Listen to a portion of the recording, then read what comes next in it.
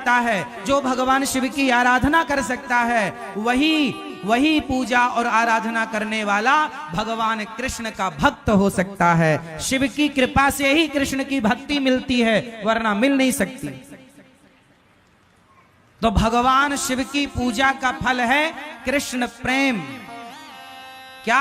यदि किसी को कृष्ण से प्रेम हो गया, भगवान श्री कृष्ण की भक्ति मिल गई, तो उस पर भगवान शिव की विशेष, बिना शिव कृपा के आपको कृष्ण नहीं मिल सकते। तो आप लोगों ने खूब अभिषेक किया होगा, शंकर जी का खूब आराधना की होगी, तब जाके वृंदावन धाम प्राप्त हुआ है आप लोगों को। अब कृष्ण जब मिल गए तो फिर उनमें मन लगा लो, फिर यहां वहां ना मन हटाओ। कई लोग कहते हैं हम तो शिव जी के पुजारी हैं, हम तो कृष्ण के पुजारी हैं, तो क्या शंकर जी के मंदिर जाएं? हम शिव जी के पुजारी हैं तो क्या? अरे तुम समझते नहीं हो, तुम्हें समझ नहीं है।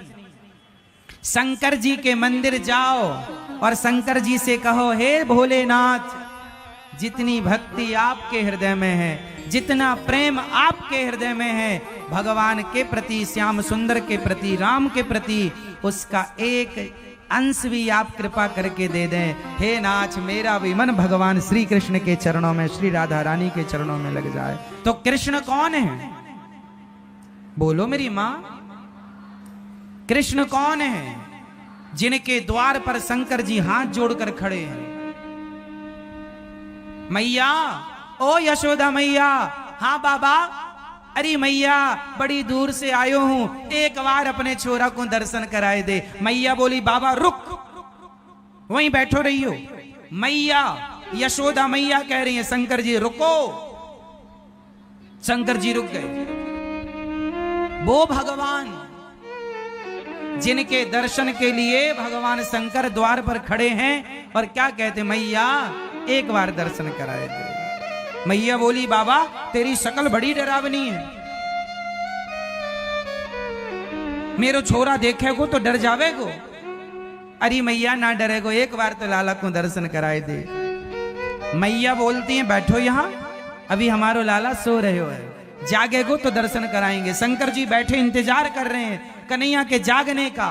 लो, वो कृष्ण हैं। शंकर जी कौन है? जिन्होंने काम को जलाकर भस्म कर दिया। शंकर जी की तीसरी आंख खुले तो पृथ्वी जलकर भस्म हो जाए, वो सर्व सामर्थ्य शंकर जी। वो शंकर जी जिनके अंदर सृष्टि का पल भर में संहार करने का पावर है, पल भर में सृष्टि को मिटाने का सामर्थ्य है, वो शंकर जी हाथ जोड़े द्वार पर खड़े हैं कृष्ण के आगे। वो कृष्ण कोई सामान्य तत्व है क्या मेरी मां? वो भगवान है। एक बार शंकर जी ने जहर पिया था, आप सबको ये बात पता है। समुद्र मंथन हुआ, जहर निकला, किसने पिया? शंकर जी ने पिया। एक बार शंकर जी ने जहर पी लिया। अब बताओ, जहर यदि हम लोग पी लें तो मर जाएंगे? आप लोग पी लें तो मर जाएंगे? मर जाओगे। लेकिन शंकर जी ने इतना सारा जहर पी लिया, मरे नहीं। हम जहर पी लेंगे तो मर जाएंगे, शंकर जी ने जहर पिया, नहीं मरेंगे। वो शंकर जी जो इतना जहर पी कर ना मरे, क्या उनसे कोई इंसान अपनी होड़ कर सकता है, अपनी तुलना कर सकता है? वो शंकर जी जो देवाधिदेव महादेव हैं, जो कामदेव को जलाकर भस्म कर देते हैं, वो शंकर जी गोपी बनकर उस रास में जा रहे हैं भगवान श्री कृष्ण के। वो कृष्ण तत्व है जिनके पास शंकर जी जा रहे हैं, तुम उन्हें हल्के में ले रहे हो। कृष्ण को कोई सामान्य तत्व समझ रहे हैं आप लोग क्या? कृष्णात् परम किमपि तत्व महम न जाने, कृष्ण से भी श्रेष्ठ कोई तत्व है ये मैं नहीं जानता। शंकर जी भी जिन्हें जान ना पाते, शंकर जी किनका ध्यान करते हैं? सदा वसंतम हृदयारविंदे भवम भवानी सहितम नमामि। जिनका ध्यान शंकर जी करते हैं। भगवान कृष्ण का जन्म हुआ तो दर्शन करने शंकर जी आए, रास हुआ तो दर्शन करने शंकर, जिनका दर्शन करने के लिए लाइन में शंकर जी खड़े हैं, उन कृष्ण को आप सामान्य समझ रहे हैं क्या? कोई मजाक का विषय बना रहे हैं क्या कि वो रास रचाए तो हम भी रचाएंगे? जो काम संत कर सकते हैं ना, तुम ना करो। उनकी भावनाएं अलग हैं, तुम्हारी भावनाएं अलग हैं। उनके विचार अलग हैं, तुम्हारे विचार अलग हैं। सबकी तुलना सबसे नहीं हो सकती मेरी मां। जिस तराजू में सोना तोला जाता है, उस तराजू में टमाटर नहीं तोले जा सकते। टमाटर, सब्जी, आलू तौलने की तराजू अलग होती है और सोना तौलने की तराजू अलग होती है। इंसानों को तौलने की तराजू अलग है और भगवान को तौलने की तराजू अलग है। दोनों को एक तराजू में नहीं तौला जा सकता। आप गलती ये करते हैं कि इंसानों से भगवान की तुलना कर लेते। अरे हम, उन्होंने किया हम भी करेंगे। तो उन्होंने पहाड़ उठाया था, है तुम्हारे बाप में हिम्मत एक उंगली से? उन्होंने इतना सा मुंह खोल के पूरा ब्रह्मांड दिखाया था, है तुम में हिम्मत? भगवान से कहा। आजकल का इंसान जब उसकी नादानी सुनते हैं ना, तो कई बार दया भी आती है मूर्खता पर, कई बार गुस्सा भी आती है कि बताओ भगवान के लिए लोग क्या क्या कहते हैं, जानते नहीं भगवान के बारे में, बोलते हैं। वो रास रचा रहे हैं, वो भक्तों पर कृपा कर रहे हैं। उस रास में शंकर जी भी सम्मिलित हो रहे हैं। पार्वती जी से कहते हैं जरा हमें भी आज श्रृंगार करो, जरा चूड़ी पहनाओ, जरा साड़ी पहनाओ, और लगा के बिंदिया पहन के साड़ी, चाल चले मतवाली। भगवान शंकर चल रहे हैं। जो नारद जी, बड़े बड़े ऋषि मुनि साधु संत, कौन नहीं उस रास में आया? स्वयं वशिष्ठ जी सामान्य है। वशिष्ठ जी के पास जितना पावर ब्रह्मा जी के पास है सृष्टि उत्पन्न करने का, जितना पावर भगवान श्री हरि के पास है, भगवान राम, भगवान कृष्ण के पास जितना पावर है, उतना पावर तप के बल पर श्री वशिष्ठ जी ने प्राप्त कर रखा है। वशिष्ठ जी चाहें तो एक अलग सृष्टि बना सकते हैं। वशिष्ठ जी इतने पावरफुल, अलग ब्रह्मा बना सकते हैं, अलग सृष्टि की रचना कर सकते हैं। एक बार विश्वामित्र जी ने कहा मैं भी कर सकता हूं। एक बार विश्वामित्र जी और वशिष्ठ जी में कहा सुनी हो गई। वशिष्ठ जी इतने पावरफुल थे तो विश्वामित्र जी को लगा मैं भी करूं। आपको पता नहीं होगा, एक बार विश्वामित्र जी ने तो नई सृष्टि प्रारंभ भी कर दी थी। नई सृष्टि, और वो नई सृष्टि क्या है जानते हो? नहीं, ये जो नारियल होता है, ये नारियल ब्रह्मा जी की बनाई सृष्टि नहीं है।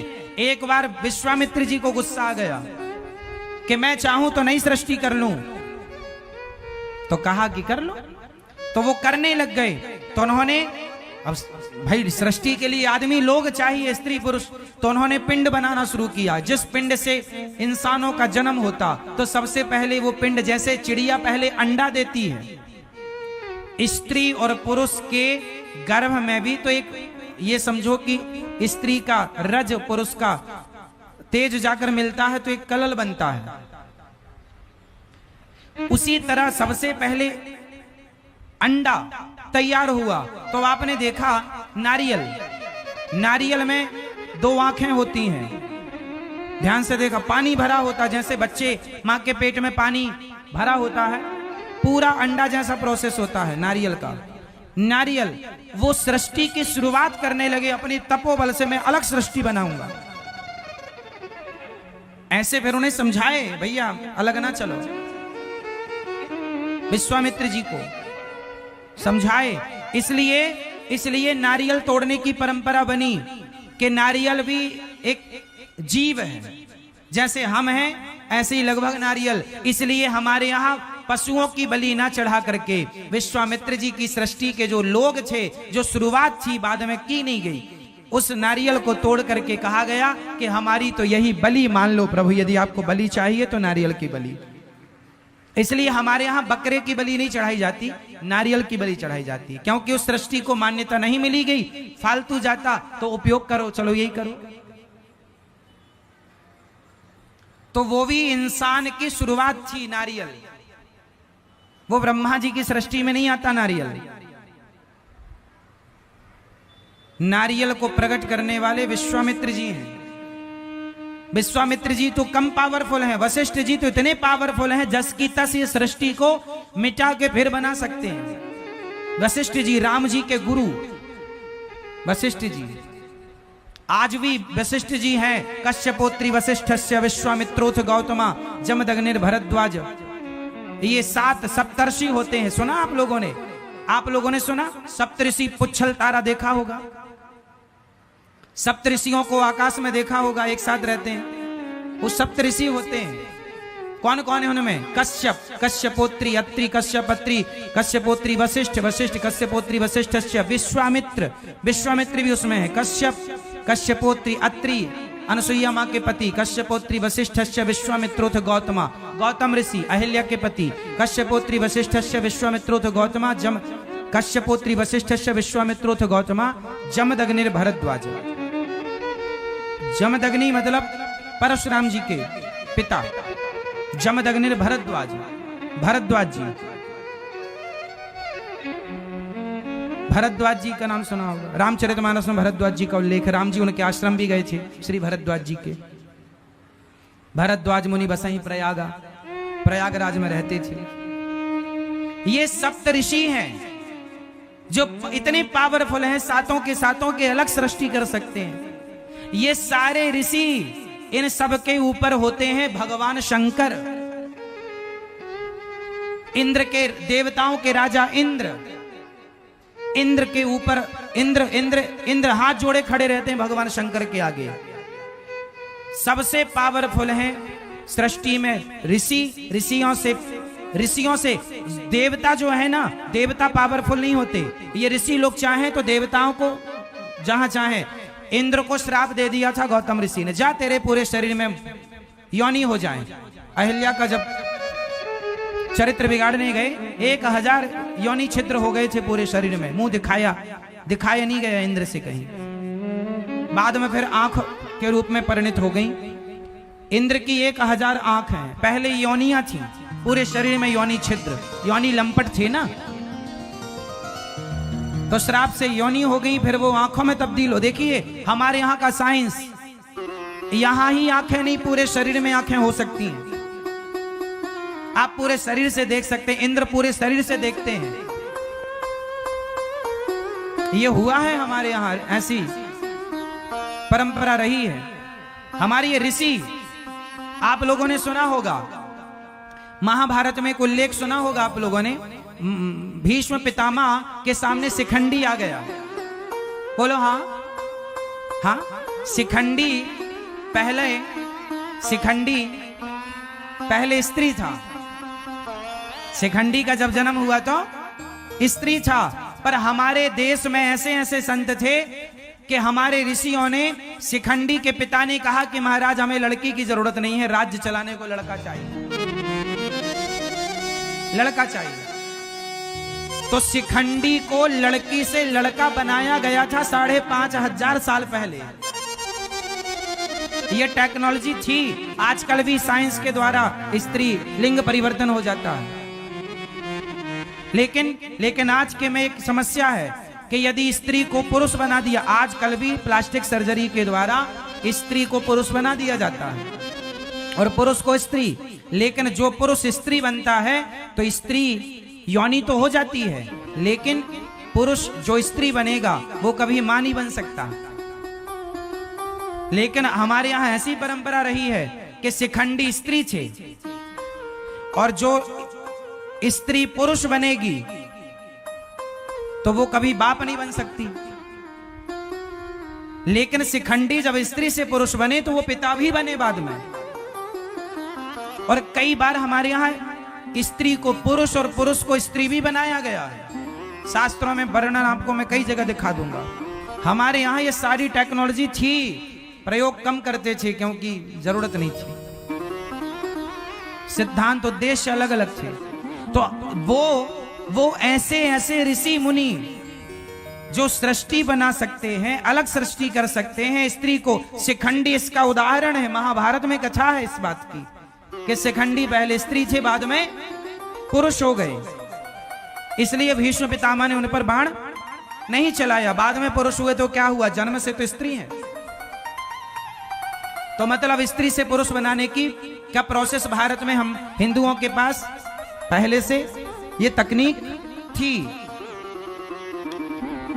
वो भगवान जो ऋषि देवता जिनके सामने हाथ जोड़े खड़े होते हैं, वो भगवान शंकर, और वो भगवान शंकर मैया यशोदा से कहते, अरे मैया तेरे लाला को एक बार दर्शन करना हो, एक बार दर्शन कराए दे। वो भगवान हैं। आप बड़े भाग्यशाली हैं कि उन भगवान की कथा सुन रहे हैं जिन भगवान के दर्शन